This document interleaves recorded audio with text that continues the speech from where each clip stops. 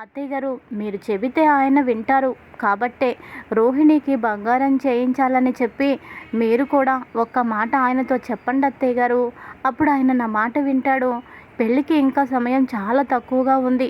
Please అత్తయ్య గారు అని అంటే, ప్రభా, నువ్వు చెప్పింది బాగానే ఉంది. అమ్మాయికి బంగారం చేయించాలంటున్నావు కదా, మరి ఆల్రెడీ నీ ఇంటికి కోడలిగా వచ్చిన మీనాకి ఏం బంగారం చేయించారు?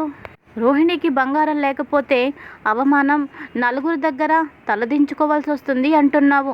మరి మీనా విషయంలో తలదించుకోవాల్సిన పరిస్థితి రాలేదా? తనకి ముక్కు పుడకైనా కనీసం పెట్టావా? లేదే. మరి అప్పుడు లేని అవమానం ఇప్పుడెందుకు వస్తుంది నీకు అని అంటే, అత్తయ్య గారు, మీనా ఎక్కడా, రోహిణి ఎక్కడా? రోహిణి గొప్పింటి అమ్మాయి, పెద్ద పెద్ద బంగళాల్లో పుట్టి పెరిగింది. కానీ మీనా అలా కాదు. పూలు అమ్ముకుని వాళ్ళ ఇంట్లో పుట్టింది. తనకి బంగారం పెట్టకపోయినా ఏమీ అనుకోరు. కానీ కోటీశ్వరుల అమ్మాయి కదా, తనకి మనం అచట ముచ్చట చేయకపోతే బాగోదు అని అంటే, ఎవరన్నారా మాట? నీలా ఆలోచించుకునే వాళ్ళు ఇలా అనుకుంటారు. అసలు నిజానికి మనం బంగారం పెట్టాల్సింది మీనాకే. అమ్మాయి పుట్టింటి వాళ్ళు లేని వాళ్ళు కాబట్టే, మన ఇంటి కోడలుగా వచ్చిన అమ్మాయి మన బిడ్డతో సమానం కాబట్టే తనకి మనం బంగారం పెట్టాలి. డబ్బున్న అమ్మాయికి ఇంకా బంగారాలు ఎందుకు, డబ్బెందుకు? నీ ఆలోచన, నీ మాట నాకు నచ్చలేదు. నువ్వు మాట్లాడే తీరు కూడా నాకు అస్సలు నచ్చలేదు. అందుకే నా కొడుకు కూడా నీ మాట వినుండడు. వెళ్ళిపో ఇక్కడి నుంచి, నాకేం చెప్పొద్దు నువ్వు అని అంటే, అత్తయ్య గారు కాళ్ళు పట్టుకుంటుంది. అత్తయ్య గారు, మీరే ఇలా అంటే ఇక నేను ఎవరి సాయం అడగగలను? ఎవరు నాకు సాయం చేస్తారు చెప్పండి? ప్లీజ్ అత్తయ్య గారు, మీరే నాకు సాయం చేయాలి అని అంటూ ఉండగా, ఇంతలోపు బాలు చెల్లెలు వస్తుంది. చూసావా నానమ్మ, ఇక్కడ జరిగే విచిత్రం ఎక్కడా జరగదేమో. ఏ ఇంట్లో అయినా అమ్మకి కూతురంటే చాలా ఇష్టం ఉంటుంది. కానీ అదేంటో మా అమ్మకి విచిత్రంగా అన్నయ్య మనోజ్ అన్నయ్య లైఫ్లోకి వచ్చే అమ్మాయి అన్న నాకంటే బాలు అన్నయ్య కంటే ఎక్కువైపోయారు. కూతురు ఒక మంచి డ్రెస్ అడిగితేనే కొనిపెట్టదు. కానీ కాబోయే కోడలు అడగకపోయినా తనకు అన్నీ ఇస్తుంది. బంగారం కోసం నాన్నగారితో యుద్ధమే చేస్తుంది. ఇది ఎక్కడ విచిత్రమో నాకు అస్సలు అర్థం కావడం లేదు అని అంటే, అవునే, కొంతమంది అలా పుడతారు. దానికి మనం ఏం చేస్తాము? వాళ్ళే ఏదో ఒక రోజు తెలుసుకుంటారు. ఎవరేంటో అని తెలుసుకున్న తర్వాత అప్పుడు అర్థం చేసుకుంటారు. కానీ ఏం చేస్తాం, దురదృష్టవశాత్తు అప్పటికే జరగాల్సిన నష్టం అంతా జరిగిపోతుంది అని అనగానే, అత్తయ్య గారు, అదంటే చిన్నపిల్ల, తెలుసో తెలియకో మాట్లాడుతుంది. మీరేంటి అలా మాట్లాడుతున్నారు చెప్పండి? నాకేం తెలుస్తుంది? జరగాల్సిన నష్టం నాకేం జరుగుతుంది అని అనగానే, చూడు ప్రభావతి, ఎవరిని గుడ్డిగా నమ్మద్దు. మన అనుకునే వాళ్ళే ఒక్కోసారి నట్టేట్లో ముంచుతారు. బాగా నమ్మించి మోసం చేస్తారు. అలాంటి మోసాలు ఈ రోజుల్లో చాలానే జరుగుతున్నాయి. నువ్వు అమ్మాయిని అంతగా నమ్మటం నాకైతే ఎందుకో కరెక్ట్ కాదనిపిస్తుంది. అసలు తన గురించి నీకేం తెలుసని? నీ ఇంటికి వచ్చిందా? తనతో నువ్వు మాట్లాడావా? ఒక్కరోజైనా తన నడవడిక, తన తీరు నువ్వు చూసావా? ఏం చూసి తన కోసం అంతలా నమ్ముతున్నావు, గుడ్డిగా నమ్ముతున్నావు? కళ్ళెదురుగా ఉన్న నిజాన్ని నమ్మడం మానేసి అబద్ధాన్ని ఎందుకు నమ్ముతున్నావు? అంటే నా ఉద్దేశం, మీనాని నమ్మకుండా రోహిణిని నమ్ముతున్నావేంటి అని అడుగుతుంది. ఇక వీళ్ళు ఇలా మాట్లాడుకుంటూ ఉండగా ఇంకో పక్కన బాలు, సత్యం ఇద్దరు బయటికి వస్తారు. గుడి దగ్గర నిలబడి ఇద్దరు మాట్లాడుకుంటూ ఉంటారు. బాలుతో సత్యం ఇలా అంటాడు, ఎరా బాలు, ఓ మంచి ఉద్దేశంతో నేను నిన్ను, మీనాని ఇద్దరిని మా అమ్మ దగ్గరికి పంపించాను. మా అమ్మ దగ్గరికి మీరు వచ్చాక మీలో ఏమైనా మార్పు వచ్చిందరా అని అంటే, ఏ మార్పు నాన్న? మీరు ఏ ఉద్దేశంతోనో నన్ను పంపించారు, కానీ ఏ ఉద్దేశం నాలో అయితే లేవు అని అంటాడు. అంతే లేరా, అంతే, ఏం చేస్తాను అని బాధపడతాడు. సరే నాన్న, మనోజ్ గారి పెళ్ళి దగ్గరకు వచ్చింది కదా, పాపం మీనాకి ఏ బంగారం లేదు, తన దగ్గర ఏమీ చిన్న వస్తువు కూడా లేదు అని అనగానే, అవునరా నిజమే, కానీ ఏం చేస్తాము, డబ్బు కూడా మన దగ్గర లేదు కదా. ఓ పక్కన మీ అమ్మేమో కాబోయే కోడలికి బంగారం అడుగుతుంది అని అంటే, నాన్న, ఆ విషయం నాకు చెప్పొద్దు, దాని గురించి నాకు అనవసరం.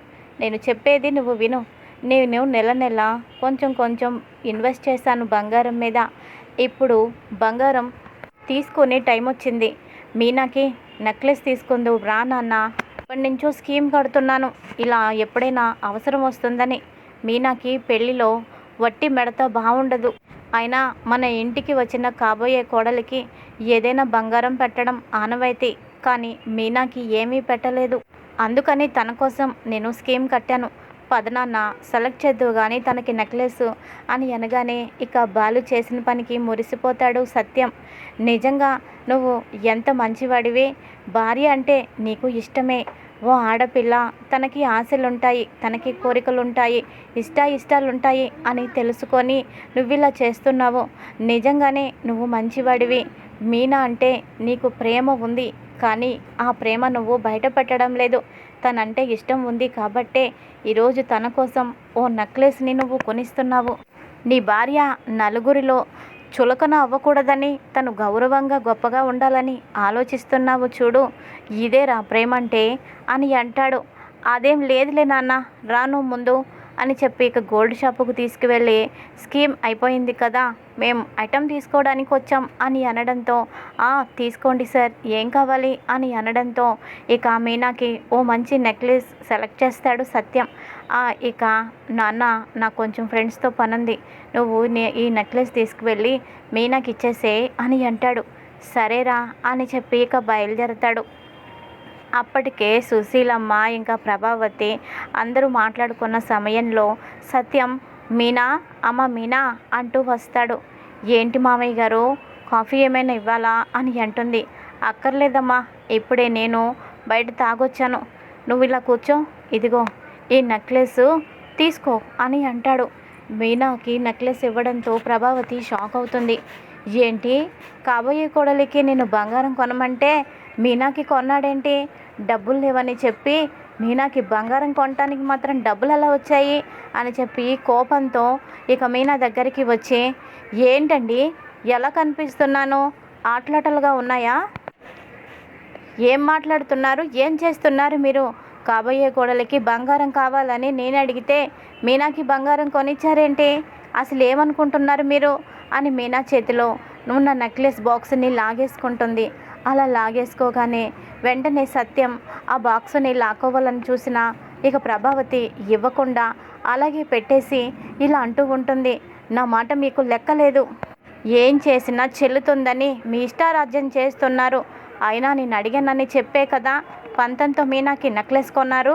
తనకి కొనటానికి మీకు డబ్బులు కట్టలు కట్టలుగా వస్తాయి. మీనా పుట్టింటికి దోచిపెట్టడానికి మీకు డబ్బులు అప్పటికప్పుడు పుట్టుకొస్తాయి.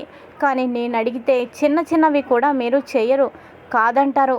అయినా ఈ నెక్లెస్ మీనాకేంటి, నాకు కాబోయే కోడలికి ఇస్తాను అని అనగానే ఎంతలోపు బాలు వస్తాడు. వచ్చి మమ్మీ ఆ నెక్లెస్ నాది అని చెప్పి చేతిలోది లాక్కుంటాడు. లాక్కొని మీనా అలా బొమ్మలా చూస్తావేంటి, అలా లాగేసుకుంటే ఇచ్చేస్తావా? ఇది ఈ బాలుగడు కష్టార్జితంతో కొన్నది, నీ కోసం, నీ మెడలో బోసిగా ఉంది. నేను వీళ్ళ కోసం ఎన్నో చేశాను, పెళ్ళైన దగ్గర నుంచి నీ కోసం నేను ఏది చేయలేదు. అందుకనే నేను ఈ నెక్లెస్ నీ కోసమనే కొన్నాను. ఎవరి కోసమో నువ్వు దీన్ని త్యాగం చేయొద్దు, ఇలా ఇవ్వు అని అనగానే ఏంటి నువ్వు కొన్నావా అని ప్రభావతి అంటుంది. అవును, నేనే కొన్నాను. నేను డబ్బులు కొంచెం కొంచెం దాచిపెట్టి మీనా కోసం కొన్నాను. నా భార్య మీనాకి కొన్నాను. ఈ నెక్లెస్ ఇచ్చేయమని నాన్న చేతికి నేనే ఇచ్చాను. అమ్మ మౌనిక, నీకోసం ఈ పట్టీలు కొన్నాను. ఈసారి ఇలా స్కీమ్ కట్టి నీకు కొంటానమ్మా, ఏమి అనుకోకురా అని చెల్లిని అనడంతో అన్నయ్య, నాకెందుకు నువ్వు క్షమాపణ చెప్తున్నావు? నువ్వు నాకేం తక్కువ చేశావు? ఏది నువ్వు నాకు తక్కువ చేయలేదు. అయినా నువ్వు వదినకి కొనివ్వడం నాకు చాలా సంతోషంగా ఉంది. పాపం వదిన మా అందరికీ ఏం కావాలంటే అవన్నీ కష్టపడి, తనకి ఒంట్లో బాగపోయినా కష్టపడి మనకి అన్నీ చేసి పెడుతుంది. తనని ఇంట్లో ఎవ్వరు గుర్తించడం లేదు. ఎవరు గుర్తించకపోయినా నువ్వు గుర్తిస్తావని తను ఎదురు చూస్తుంది. ఈరోజు తను ఎదురు చూసిన ఎదురుచూపు మంచి ఫలితం ఇచ్చింది అన్నయ్య అని అంటుంది. నీ మొహం ఏం కాదు అని ప్రభావతి అంటుంది. ఇప్పుడు ఇవన్నీ ఎందుకండి అని మీనా అనడంతో ఎప్పుడు ఏం కొనాలో నాకు బాగా తెలుసు పూలగంప, నువ్వు ముందు నోరు మూసుకొని లోపలికి వెళ్ళి అది ఎలా ఉందో మెడలో వేసుకొని చూడు, అర్థమైందా అని అనడంతో ఇక సుశీలమ్మ కూడా నా బంగారు తండ్రి, నీ మీద ఎవరి దిష్టు తగలకూడదు. నీలో ఈ మార్పు కోసమే నేను ఎదురు చూస్తున్నాను. నేను పెంచిన ఈ పెంపకం ఎప్పటికీ తప్పు చేయదు. నేను పెంచాను, నువ్వు ఇలాగే ఉంటావని నేను ఎప్పుడో అనుకున్నాను అని అంటుంది. ఇక తర్వాత సుశీలమ్మ ఇలా అంటుంది, చూడు ప్రభా, నీ కొడుకు ప్రేమించి పెళ్లి చేసుకున్నాడు కదా, అలాగే నీ కొడుకుకి ఏమీ లేదని తెలిసే అమ్మాయి ప్రేమించింది కదా, ఇప్పుడు నువ్వు నగలు పెట్టలేదని పెళ్ళిని ఆపేస్తుందా ఏంటి? అమ్మాయి ఆపదు కదా. పెళ్ళయ్యాక నీ కొడుకునే అమ్మాయికి నగలు కొని పెట్టమని చెప్పు. ఇప్పుడు బాలు మీనాకి ఎలా కొన్నాడో అలాగే నీ కొడుకు కూడా చెప్పు. అది మానేసి ఇలా నువ్వు అడగడం ఏమాత్రం బాలేదు అని చెప్పేసి లోపలికి వెళ్ళిపోతుంది. ఇది ఈరోజు ఎపిసోడ్. మరి తర్వాత ఏం జరుగుతుంది? రాబోయే కథలో ఎలాంటి ట్విస్ట్ ఉంది?